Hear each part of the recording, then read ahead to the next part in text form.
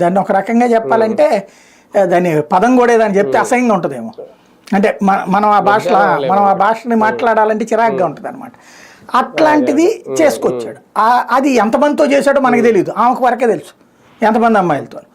అయితే అక్కడైనా అమ్మాయి తనతో సంబంధం కోసం ఆపుకుంది, అంటే తన సెక్యూరిటీ అన్నట్టు ఉద్దేశం. ఆ డబ్బులు ఇచ్చింది, ఈ ఆపుకుంది.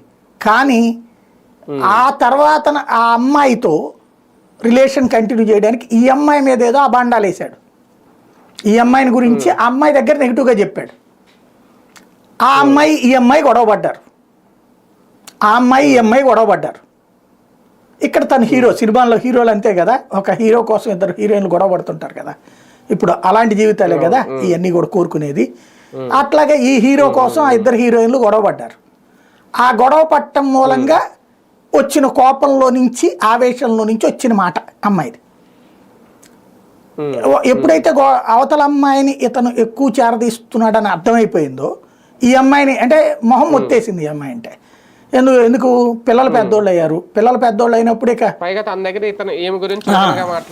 ఈ అమ్మాయి దగ్గర ఉన్న డబ్బులన్నీ అయిపోయినట్టున్నాయి. ఇంకోటి పిల్లలు పెద్దోళ్ళు అయిపోయారు, ఇప్పుడు ప్రైవసీ ఉండదు ఈమెతో, పిల్లలు పెద్దోళ్ళు అయ్యారు కాబట్టి. ఇంకొక పక్కన ఏమైంది, అవతల ఉన్నటువంటి అమ్మాయికి వచ్చేటప్పటికి అమ్మాయి